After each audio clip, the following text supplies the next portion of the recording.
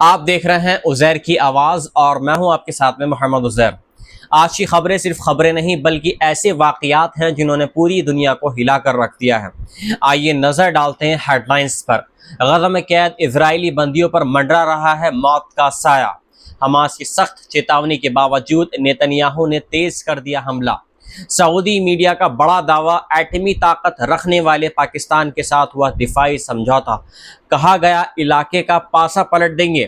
Gaza city میں افراتفری، اسرائیلی tank اور فوج بیچوں بیچ گھس گئی، معصوم آبادی کو دونوں طرف سے دبوچ لیا گیا۔ اسپین کا بڑا دھماکہ، ورلڈ کپ 2026 کا بائیکاٹ کرے گا اسپین اگر اسرائیل نے کوالیفائی کیا۔ ایک ایک کر کے تفصیل سے جانتے ہیں ساری خبروں کو۔ جمعرات کو جاری بیان میں حماس کے سشستر دھڑے القسام بریگیڈ نے کہا کہ جب تک اسرائیلی وزیر اعظم بنجامن نتنیاہو غزہ سٹی پر قبضے اور فلسطینیوں کی جبری بے دخلی کی مہم جاری رکھیں گے، تب تک غزہ میں موجود اسرائیلی بندیوں کی زندگی محفوظ نہیں رہے گی۔ القسام بریگیڈ نے کہا کہ تمہارے بندی غزہ سٹی کے الگ الگ علاقوں میں پھیلے ہوئے ہیں اور ہم نے انہیں سرکشت رکھنے کی ذمہ داری چھوڑ دی ہے۔ اگر نتنیاہو نے انہیں مارنے کا فیصلہ کر لیا ہے تو ان کے انجام کا ذمہ دار وہی خود ہوگا۔ بیان میں اسرائیلیوں کو خبردار کرتے ہوئے کہا گیا ہے کہ اگر فوجی کارروائی بڑھتی ہے تو کوئی بندی زندہ یا لاش کی شکل میں بھی واپس نہیں آئے گا۔ القسام نے مثال دیتے ہوئے کہا ہے کہ ان کا انجام وہی ہوگا جو 1986 میں لاپتہ اسرائیلی فوجی ران اراد کا ہوا تھا، ان کے بارے میں آج تک کوئی صاف معلومات نہیں مل سکی ہے۔ اسرائیلی فوج نے 11 اگست کو غزہ سٹی پر حملہ قدیون چیریٹس 2 نام سے شروع کیا۔ اس کارروائی میں ڈرون، توپ اور جبری بے دخلی کا استعمال کیا جا رہا ہے۔ بدھ کی شام گواہوں نے دیکھا کہ اسرائیلی ٹینک اور بھاری مشینری غزہ سٹی کے نئے علاقوں میں داخل ہو رہی ہے۔ حماس نے بیان میں کہا، غزہ تمہاری بزدل فوج کے لیے آسان شکار ثابت نہیں ہوگا۔ ہم تمہارے ٹینکوں اور بلڈوزروں کو نشانہ بنائیں گے اور قیدیوں کی تعداد اور زیادہ بڑھے گی۔ یہ جنگ تمہارے لیے ایک لمبا اور دردناک امتحان ثابت ہونے والا ہے۔ اسرائیل کے انومان کے مطابق اس وقت 48 اسرائیلی بندی غزہ میں موجود ہیں، جن میں سے تقریباً 20 زندہ مانے جاتے ہیں۔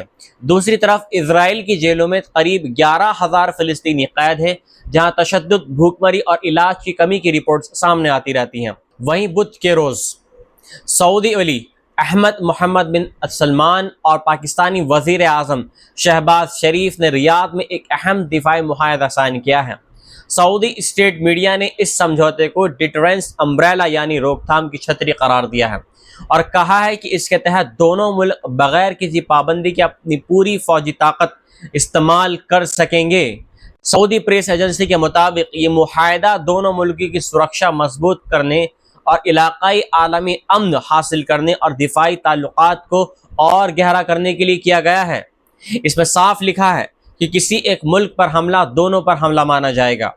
اسی موقع پر ریاض اور اسلام آباد کی اونچی عمارتیں سعودی اور پاکستانی جھنڈوں کی روشنی سے سجا دی گئیں۔ سعودی اخبار اوکاز نے اسے اسلامی مورچے کی ایتہاسک مضبوطی قرار دیا ہے۔ اخبار نے لکھا ہے کہ سعودی عرب کی ایئر ڈیفنس اور پاکستان کی ایٹمی طاقت کے ملنے سے علاقائی روک تھام کی نئی تصویر سامنے آ گئی ہے۔ سعودی عرب نے نہ صرف عالمی انرجی اسٹیبلٹی کا ضامن ہے بلکہ مضبوط فوج رکھتا ہے اور حرمین شریفین کی حفاظت کرنے کی وجہ سے اس اسلامی دنیا میں روحانی لیڈرشپ حاصل ہے۔ انہوں نے کہا کہ ویژن 2030 کے تحت سعودی عرب کی فوجی انڈسٹری بھی تیزی سے ترقی کر رہی ہے۔ ادھر پاکستان کو ایٹمی طاقت، بڑی فوج اور جغرافیائی اہمیت کی وجہ سے اسلامی دنیا میں اہم کردار حاصل ہے۔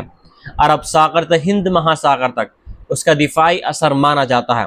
سعودی اینالسٹ منفعی العربی کے مطابق یہ معاہدہ دونوں ملکوں کو اپنی پوری فوجی قوت اور بغیر کسی اخراج کے استعمال کرنے کا اختیار دیتا ہے۔ وہیں ریٹائرڈ بریگیڈیئر جنرل فیصل الحماد نے اسے ناٹو کے اصول سے تشبیہ دی، یعنی ایک پر حملہ سب پر حملہ۔ پاکستانی اخباروں نے بھی اس خبر کو بڑی اہمیت دی اور اسلام آباد کی اونچی عمارتیں سعودی اور پاکستانی جھنڈوں سے روشن کی گئیں۔ یہ سمجھوتا ایسے وقت پر ہوا ہے جب چند دن پہلے اسرائیل نے قطر کی راجدھانی دوحہ پر حملہ کیا تھا، جس میں 5 حماس ارکان اور 1 قطری افسر ہلاک ہوا تھا۔ یہ حملہ اس سمے ہوا جب قطر مصر اور امریکہ غزہ میں جنگ روکنے اور قیدی کی ادلا بدلیوں کی کوششوں میں مشغول تھے۔ اکتوبر 2023 سے اب تک اس جنگ میں 65,000 سے زیادہ فلسطینی ہلاک ہو چکے ہیں اور غزہ پوری طریقے سے تباہ ہو چکا ہے۔ غزہ سٹی کے مرکز کی طرف اسرائیلی فوج نے جمعرات کو 2 دشاؤں سے قدم بڑھائے، ایک طرف سے نارتھ ویسٹ اور دوسری طرف سے ساؤتھ ایسٹ سے۔ پیش قدمی کرتے ہوئے فوج نے شہر کے لوگوں کو بیچ میں سکوڑ دیا ہے اور انہیں مجبور کیا جا رہا ہے کہ وہ پشچم کی طرف یعنی سمندر کنارے الرشید روڈ کی جانب نکلیں۔ اسرائیلی فوج کے ترجمان ندو شوشانی نے رائٹرز کو بتایا کہ پیدل فوجیوں کے ساتھ ٹینک اور توپ خانے شہر کے اندر بڑھ رہے ہیں اور انہیں ایئر فورس کی مدد حاصل ہے۔ ان کا کہنا تھا کہ اس دباؤ کا مقصد حماس کو نشانہ بنانا ہے۔ وہیں الجزیرہ کے اسپوکس پرسن ہانی محمود کے مطابق آبادی والے علاقوں پر لگاتار حملے لوگوں میں دہشت اور خوف پھیلا رہے ہیں۔ لوگ جان بچانے کے لیے بھاگ رہے ہیں اور الرشید کا جو سمندر کی سڑک سے جو راستہ گزرتا ہے اس پر بھیڑ امڑ رہی ہے۔ غزہ سٹی کے باشندوں نے الجزیرہ کو بتایا کہ حملے صرف ڈرون اور جیٹ سے نہیں بلکہ ایسے روبوٹ سے بھی ہو رہے ہیں جو وسفوٹک سے لدے ہیں اور دور سے کنٹرول کیا جا رہے ہیں۔ ان سے پوری عمارتیں اور محلے کے محلے اڑائے جا رہے ہیں۔ صرف جمعرات کو ہی کم سے کم 40 لوگ غزہ سٹی میں ہلاک ہو چکے ہیں اور لوگ بھگ رہے ہیں اور بے گھر ہو رہے ہیں، لیکن اس بار واپسی کا کوئی یقین فی الحال تقریباً نہیں آتا ہے اور تقریباً 7,40,000 لوگ غزہ پٹی کے شمال میں موجود ہیں، مگر تازہ حملوں اور بنیادی سہولتوں کے خاتمے کے بعد تعداد تیزی سے گھٹ سکتی ہے۔ UN کے انسانی امور کے دفتر نے کہا ہے کہ غزہ سٹی کی آخری لائف لائنیں ڈہ رہی ہیں۔ اسرائیل پر الزام لگایا جا رہا ہے کہ وہ باقاعدہ طور پر مدد روک رہا ہے۔ زکیم کراسنگ بند کر دیا گیا ہے اور کئی خاص جو کھانے پینے کے سامان اس پر بھی پابندی لگا دی گئی ہے۔ غزہ سٹی سے باہر بھی اسرائیلی گولی باری میں کم سے کم 10 فلسطینی ہلاک ہو چکے ہیں، جبکہ رفح میں اسرائیلی فوج کے 4 سپاہی بھی مارے گئے ہیں۔ UN ہیومن رائٹس کمیشن نے اسرائیل پر کھلے عام الزام لگایا کہ وہ ہوائی حملوں میں لڑاکوں اور عام لوگوں میں فرق کیے بغیر حملہ کر رہا ہے۔ اسی بیچ امریکہ نے UN سیکیورٹی کونسل میں پیش اس قرارداد کو ویٹو کر دیا جس میں غزہ میں فائر بندی، مدد پر لگی روک ہٹانے اور حماس کے قبضے میں بندیوں کی رہائی کی مانگ کی گئی تھی۔ برطانیہ کی UN نمائندہ بربرا ووڈ ورڈ نے کہا ہے کہ اسرائیل کا لاپرواہ توسیعاتی یعنی ریکلیس ایکسپینشن ہمیں اس سمجھوتے سے اور دور لے جا رہا ہے جس سے بندیوں کی واپسی اور غزہ میں پیڑا کا خاتمہ ہو سکے۔ دوسری طرف اسپین نے اعلان کر دیا ہے کہ اگر اسرائیل اگلے سال ہونے والے ورلڈ کپ 2026 کے لیے کوالیفائی کرتا ہے تو وہ اپنی ٹیم کو اس ٹورنامنٹ سے باہر نکالنے پر غور کرے گا۔ یہ بات اس وقت سامنے آئی ہے جب سنیکت راشٹر کمیشن آف انکوائری نے اپنی تازہ رپورٹس میں کہا ہے کہ اسرائیل غزہ میں فلسطینیوں کے خلاف نرسنہار کر رہا ہے۔ اسپین کی حکومت کے ترجمان پاسی لوپیز نے کہا ہے کہ ہم وقت آنے پر حالات کا جائزہ لیں گے لیکن ہم خاموش نہیں رہ سکتے۔ جب اسرائیلی ٹیموں کو کھیلوں میں یا یوروویژن جیسے ایونٹس میں شامل نہیں کیا جائے گا تو دنیا کی آنکھیں کھلنے لگیں گی۔